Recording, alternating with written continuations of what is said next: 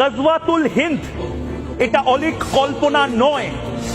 এই ভারতবর্ষ, এই ভারত মহাভূমি, সেই ভারত মহাভূমির চারপাশে এই মুহূর্তে যেভাবে খোরাসান নির্দিষ্টভাবে তার যে কালো মেঘ সেভাবে এসেছে, এই জায়গাটা অলরেডি চলে গেছে আইসিস, খোরাসান, লস্করে তৈবা এবং যারা মৌলবাদী রয়েছেন, ইসলামপন্থী যে সমস্ত কট্টরপন্থী রয়েছেন তাদের দখলে। সেখান থেকে আপনারা ভাবছেন যে কাঁটাটা দিয়ে সবটা আটকে দেবেন, প্রাচীর তুলে সবটা আটকে দেবেন, পারবেন না। ভারতবর্ষকে দুদিক থেকে গজওয়াতুল হিন্দের অংশ বানানোর জন্য এটা হচ্ছে খোরাসান। এই খোরাসান যে মতবাদ, সেই মতবাদের একদম কেন্দ্রবিন্দু আফগানিস্তান, পাকিস্তান, এই নির্দিষ্টভাবে Afghanistan, Pakistan, Iraq, Turkmenistan, Uzbekistan, কিরগিস্তানের এই অঞ্চল। এখানে একা লড়াইটা করছে ইসরায়েল, এবং ইসরায়েল ভারতকে হয়তো সাহায্য করবে, কিন্তু ভারতকে নিজের লড়াইটা নিজে লড়তে হবে।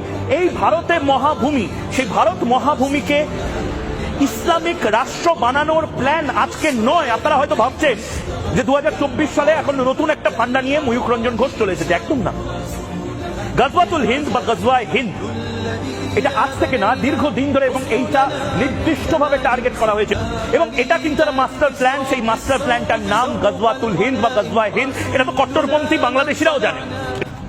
গজওয়াতুল হিন্দ কি?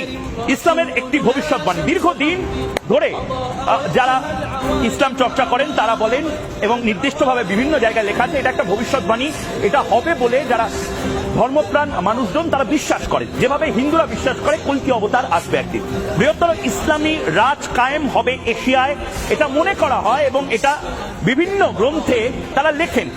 জিহাদের মাধ্যমে ভারত দখলের মাস্টার প্ল্যান যে গজওয়াতুল হিন্দ, সে গজওয়াতুল হিন্দ নির্দিষ্টভাবে কিছু কট্টরপন্থী তারা নিয়েছেন, এবং কাফেরদের মেরে ইসলামিক রাষ্ট্র প্রতিষ্ঠা, এরা বিভিন্ন সময় কট্টরপন্থীরা বলেছেন যে লড়াইটা ভয়ঙ্কর হবে, এর আগে যতগুলো লড়াই হয়েছে তার থেকেও ভয়ঙ্কর হবে, এবং ইসলামী রাজ কায়েম হবে ভারতবর্ষে। ভারত থেকে ইরান এক করে মোল্লাতন্ত্র কায়েমের মাস্টার প্ল্যান বানানোর চেষ্টা এই গজওয়াতুল হিন্দ কি এবং কেন, প্রত্যেক ঘরে ঘরে আমরা পৌঁছে দেব, জানিয়ে দেব, হিন্দুদেরকে সতর্ক করব।